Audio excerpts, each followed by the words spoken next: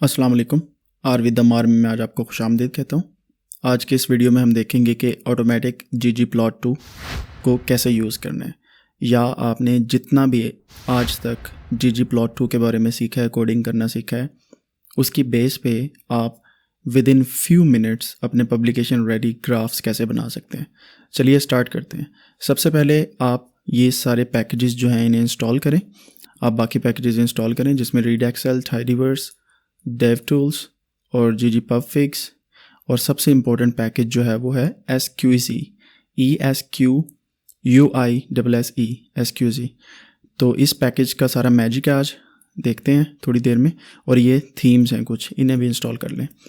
सारा कुछ इंस्टॉल करने के बाद जब आपके पास ये सब कुछ इंस्टॉल हो जाए, आपने लाइब्रेरी कर लेना है इन सभी पैकेजेस को। तो मेरे पास ऑलरेडी इंस्टॉल है, तो मैं यहाँ से इतना कोड सेलेक्ट करने के बाद कंट्रोल एंटर करता हूँ, तो सारा कुछ मेरे पास आर में एक्टिव हो जाएगा। आफ्टर दैट जो पहली चीज़ है, हमने अपना डेटा सेट जो है वो इंपोर्ट करना है।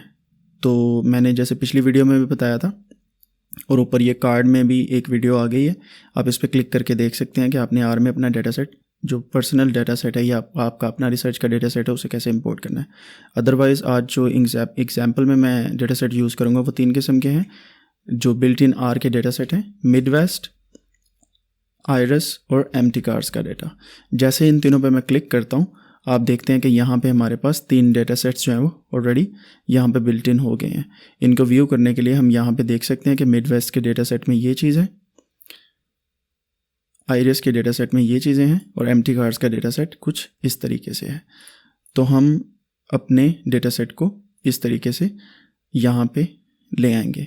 आफ्टर दैट जहाँ से मैजिक स्टार्ट होना है ggplot2 का, याद रखें कि इस मैजिक को स्टार्ट करने के लिए आपके पास ये सारे पैकेजेस इंस्टॉल होने चाहिए। अगर आपके पास ये सारे पैकेजेस इंस्टॉल नहीं है तो आप इसको बिल्कुल भी नहीं देख सकते। चलें जी, मैजिक स्टार्ट करते हैं। उससे पहले मैं थोड़ा सा जूम आउट कर लूँ ताकि जो हमारे पास चलना है पैकेज वो किस तरीके से आना है। तो इसको मैं डिलीट करके दोबारा से लिखता हूँ ESQZer, ठीक है। SQZ पैकेज का एक कमांड है SQZer। इसको आप कंट्रोल एंटर करके जब रन करेंगे तो आपके पास इस तरह की एक IDE ओपन हो जाएगी, या इंटीग्रेटेड जो ग्राफिकल यूज़र इंटरफेस है वो इस तरीके से आ जाएगा। तो ये आपको क्या करेगा, ये आपको बताएगा सबसे पहले कि अपना डाटा जो है वो इसमें इंपोर्ट करें। तो हमने क्या करना है, या तो इन्वायरमेंट का डेटा सेट यहाँ से ले लेना, एक्सटर्नल फाइल को इंपोर्ट करनी है तो वो यहाँ से ब्राउज़ कर लेनी है अपनी एक्सेल वगैरह की। अगर आपने कॉपी पेस्ट करना है डाटा तो यहाँ पे कॉपी पेस्ट हो जाएगा, गूगल शीट से तो करना है यहाँ से आ जाएगा। इन्वायरमेंट पे मैं क्लिक करने के बाद यहाँ पे अपना डेटा सेट जो है 3 किस्म का डेटा सेट आर के अंदर मौजूद है उसको देखूँगा। तो सबसे पहले मैं मिडवेस्ट का डेटा सेट जो है वो उसे निकालता हूँ, इम्पोर्ट करता हूँ ग्लोबल इन्वायरमेंट में। तो आप देखें कि मेरे पास ये सारी कैटेगरीज़ हैं मिडवेस्ट के डेटा सेट की। अगर आप मिडवेस्ट के डेटा सेट पे व्यू करना चाहें तो आप यहाँ से इसे व्यू भी कर सकते हैं। आप ये देखें कि तो ये हमारे पास इतने ज़्यादा कॉलम्स हैं, ठीक है।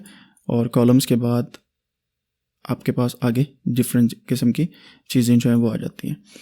तो अगर आपने ये डेटा सेट यूज़ करने से कर सकते हैं, लेकिन हम वेरी सिंपल डेटा सेट से स्टार्ट करते हैं, और वो डेटा सेट है प्लांट ग्रोथ का, जो कल वाली वीडियो में भी मैंने आपको बताया। उसका हम क्या करेंगे, हम सिंपली यहाँ पे लिखेंगे डेटा और फिर प्लांट ग्रोथ। तो ये भी डेटा सेट हमारे पास आ जाएगा इस तरीके से, और हम इसको व्यू कर सकते हैं यहाँ पे हमारे पास कंट्रोल और वेट 2 चीज़ें आई हैं। हम SQZer पैकेज को दोबारा से जो है यहाँ से कंट्रोल एंटर करके मैंने चला लिया, देन प्लांट ग्रोथ पे क्लिक किया, इसके डेटा को व्यू किया। ये हमारे पास 2 चीज़ें, ग्रुप है और वेट है, ठीक है। अपडेट भी कर सकते हैं आप अपने डेटा सेट को, मतलब मैं वेट का जो कॉलम है उसको अपना नाम दे सकता हूँ और ग्रुप के कॉलम को भी अलग से नाम दे सकता हूँ, लेकिन मैं इनको ऐसे ही रहने दूंगा। तो इस डेटा सेट को न्यूमेरिक फैक्टर, ये 2 चीज़ें, इनको मैं इंपोर्ट कर लेता हूँ इस डेटा सेट को। ये मेरे पास डेटा सेट आ गया। अब मैं चाहता हूँ कि एक्स एक्सिस पे क्या आना चाहिए, तो इस लेआउट को थोड़ा सा मैं आपको समझा दूँ कि यहाँ पे आप इंपोर्ट डेटा पे क्लिक करेंगे तो आप यहाँ से इंपोर्ट कर सकते हैं डेटा जो हमने पहले कर लिया है, या यहाँ से व्यू कर सकते हैं। ये हमारा डेटा सेट है जिसे हम व्यू किया है, और यहाँ पे सेटिंग है, आप इस पर क्लिक करेंगे तो आपके पास डिफरेंट किस्म की चीज़ें आ जाएंगी कि कौन कौन से आपने जो चीज़ें हैं वो यहाँ पे लेनी है।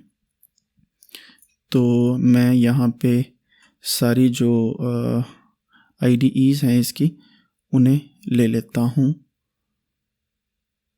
हमारी लेआउट में। तो ये मेरे पास सारी लेआउट आ गई। तो ये आपको बताता है कि ऑटो प्लाट बना दें, ठीक है, ऑटोमेटिकली प्लाट बन जाए। लेकिन मैं चाहता हूँ कि हम खुद से बनाएं, तो मैं ग्रुप को एक्स एक्सिस पे यहाँ पे ड्रैग कर दूंगा और वेट को वाई एक्सिस पे ड्रैग कर दूंगा। तो ये ऑटोमेटिकली हमारे पास बॉक्स प्लाट बन गया है, ठीक है।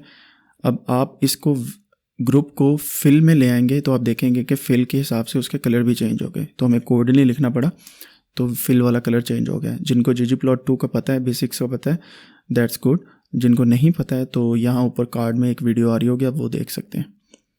और फिर अगर आप इसी ग्रुप को कलर में भी पेस्ट करें तो ये कलर में आ जाएगा। Let's see. तो देख, कलर का मतलब होता है आउटलाइन और फिल का मतलब होता है इनसाइड। तो अगर आप ये चीज़ों को देखें तो आपका इस तरीके से एक सिंपल बॉक्स प्लॉट बन जाता है डेटा से।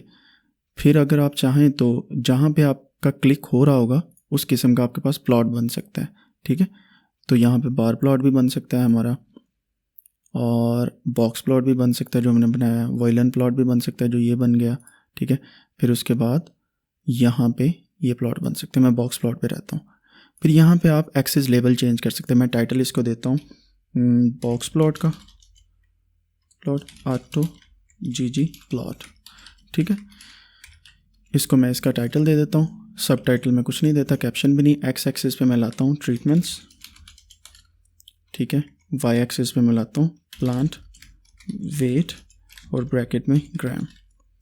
फिल का लेबल मैंने क्या करना है, मैंने इनको ट्रीटमेंट्स कर देना, ठीक है। फिल का लेबल जो है ये साइड पे आप देखें ये फ़ौरन चेंजेस हो गई हैं। प्लॉट ऑप्शन है, लिमिट आपने देनी है वाई एक्सिस की या एक्स एक्सिस की, तो आप दे सकते हैं। यहाँ से हमने 0 से 6 7 है, तो हम क्या करेंगे, इसको मैं 10 तक देता हूँ। तो आप देखेंगे कि वो लिमिट वहाँ पे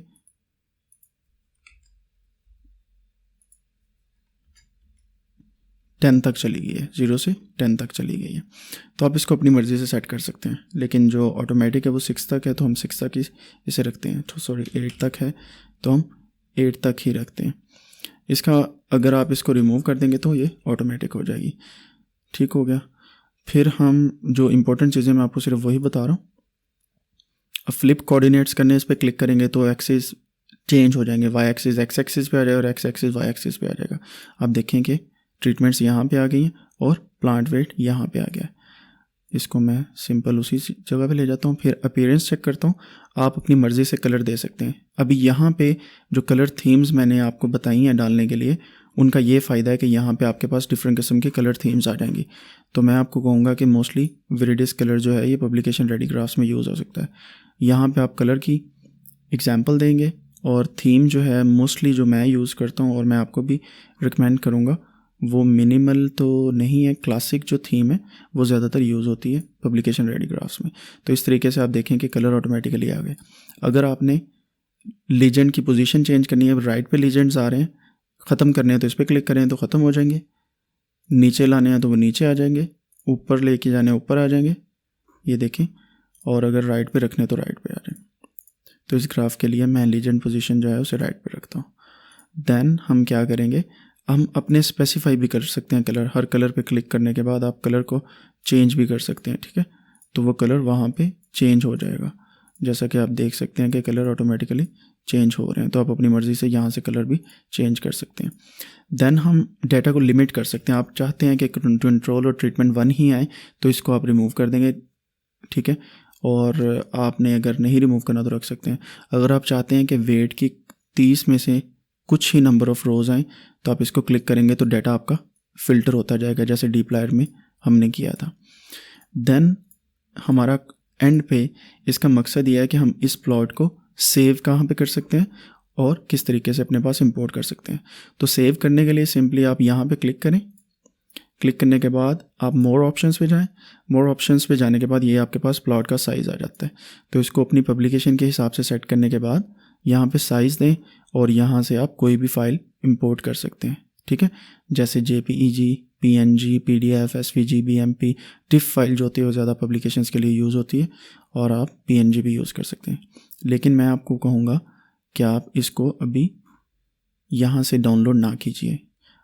अच्छा, ये सारा काम करने के बाद जो मेन मकसद है इस SQG विजेट का वो ये है कि आपके पास एक फ़ाइनल कोड आ जाता है। तो आप इस कोड को यहाँ से कॉपी करें, इसे बंद करें और यहाँ पे उस कोड को पेस्ट कर दें। तो ये थीम और ये सारा कोड आपके पास आ जाएगा ggplot2 का पैकेज का। अब हमें क्या फ़ायदा हुआ है यहाँ पे ये ऐप चलाने का? वो फ़ायदा ये हुआ है कि हमारे पास ऐप ने कोड दे दिया, तो फर्दर आप इसको ट्वीक यहाँ से कर सकते हैं, ठीक है। तो इसको मैं यहाँ से कंट्रोल एंटर करके अगर रन करूँ तो आपके पास सेम प्लॉट यहाँ पे बन गया, आप देख सकते हैं, ठीक है। तो ये फ़ायदा है जी हमारे पास एसक्यूज़र ऐप का। अब इसी एसक्यूज़र ऐप को यूज़ करते हुए हम दूसरे डेटा सेट्स पे काम करते हैं। हम लेके आते हैं यहाँ पे आयरस का डेटा सेट, इसको मैंने इंपोर्ट किया। अभी यहाँ पे स्पीसीज़ को मैं एक्स एक्सिस पे रख लेता हूँ, ठीक है, और वाई एक्सिस पे मैं सेपल लेंथ ले आता हूँ, ठीक हो गया, और पेटल लेंथ को मैं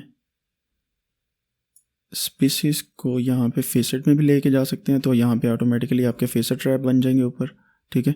तो इस तरीके से आप कर सकते हैं। तो यहाँ पे एक्स एक्सिस और वाई एक्सिस को रखने के बाद हम बार प्लॉट भी बना सकते हैं, तो ये आपके पास इसका बार प्लॉट बन गया, ठीक है। तो इस तरीके से आप डिफरेंट किस्म का डेटा सेट यूज़ कर सकते हैं। इसको मैं कैंसिल करता हूँ। अभी मैं दोबारा से एसक्यूज़र ऐप जो है उसे ओपन करता हूँ और यहाँ पे आप देख सकते हैं कि जैसे ही मैं उसे कंट्रोल एंटर करके ओपन करता हूँ तो ये मेरे पास एक विजिट आ जाएगी। अगेन वही चीज़ें हैं सारी। एम्प्टी कार्स का हम डेटा सेट ओपन करते हैं। यहाँ पे हमारे पास डेटा में आप देख सकते हैं कि ज़्यादातर न्यूमेरिक वेरिएबल्स हैं, ठीक है। तो हम क्या करते हैं, न्यूमेरिक वेरिएबल्स को ड्रॉ करने की कोशिश करते हैं। एमपीजी यहाँ पे आ गया और ये यहाँ पे आ गया डिस्प्लेस। तो आप देखें कि इनकी जो ऑप्शन है वो कौन कौन से प्लॉट बन सकते हैं जो जब दो हमारे पास न्यूमेरिकल डेटा होता है, उनके जो जो प्लॉट बन सकते हैं वो उनके ऊपर क्लिक होगा, अदरवाइज़ क्लिक नहीं होगा, ठीक है। तो यहाँ से आप अपनी मर्ज़ी का प्लॉट बना सकते हैं, ठीक हो गया। और अगर आप यहाँ पे साइज़ को ले आएँ और कार्व को ले आएँ तो ये आप पे डिपेंड करता है आपने किस तरीके का प्लॉट बनाना है। तो अब हम नेक्स्ट इसी पे दोबारा क्लिक करने के बाद यहाँ पे आयरस का डेटा सेट लेके आते हैं जो हम पहले भी लेके आए थे। तो मैं अब आपको बताता हूँ कि यहाँ पे ये ग्राफ बनाने के बाद अब बार प्लॉट के अंदर क्या क्या चेंजेस आ सकती हैं, ठीक है। तो बार प्लॉट के अंदर चेंजेस लाने के लिए आपको सबसे पहले यहाँ पे वही एक्सेस की बात है, आप एक्सेस के टाइटल्स चेंज कर सकते हैं, प्लॉट की चीज़ें चेंज कर सकते हैं, डॉज करना है, फिल करना है, ठीक है। तो आप देख सकते हैं कि चेंजेस आ रही हैं। तो जिनको इनकी बेसिक का पता है बार प्लॉट की बेसिक का, वो यहाँ से देख सकते हैं। मैंने इसको कोऑर्डिनेट फ्लिप किया। अब यहाँ से आप एक कलर चूज़ कर सकते हैं, जो भी कलर देना है, ठीक है। मिनिमल थीम करने वो कर लें, क्लासिक करने क्लासिक कर लें, ठीक है। तो आप यहाँ से कोई भी थीम यूज़ कर सकते हैं।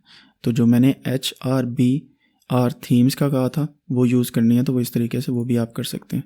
लेकिन डिपेंड करता है कि आपकी चॉइस कौन सी है और आप किस किस्म का थीम चाहते हैं, ठीक है। करने के बाद यहाँ पे डेटा सेट को आप लिमिट कर सकते हैं हर किस्म के, और फिर ये कोड आपके पास आ जाएगा। तो ये एक सिंपल सी एग्जांपल थी।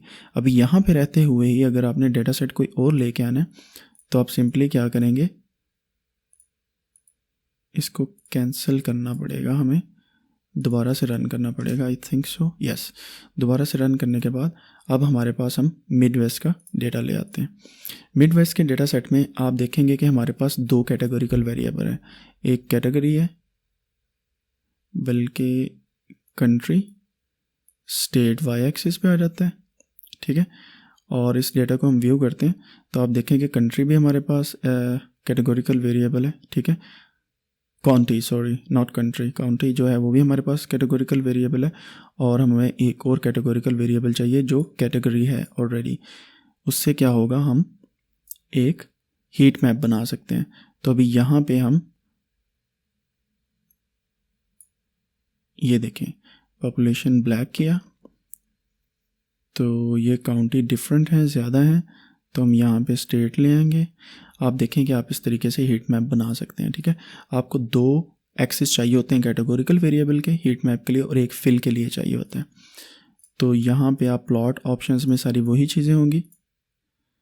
अगर आप इसको इस तरीके से करें, अपीयरेंस में आप थीम चेंज कर सकते हैं, तो हीट मैप बड़े बड़े प्यारे बन सकते हैं आपके पास। ठीक है, डिपेंड करता है कि आपकी वैल्यू किस तरीके से ऊपर नीचे जा रही है। जैसे मैं कोई भी पैरामीटर यहाँ पे चेंज करता हूँ तो बेस्ड ऑन देयर वैल्यूज़ हमारे पास डिफरेंट किस्म के हीट मैप्स बनते जाएंगे। ठीक हो गया।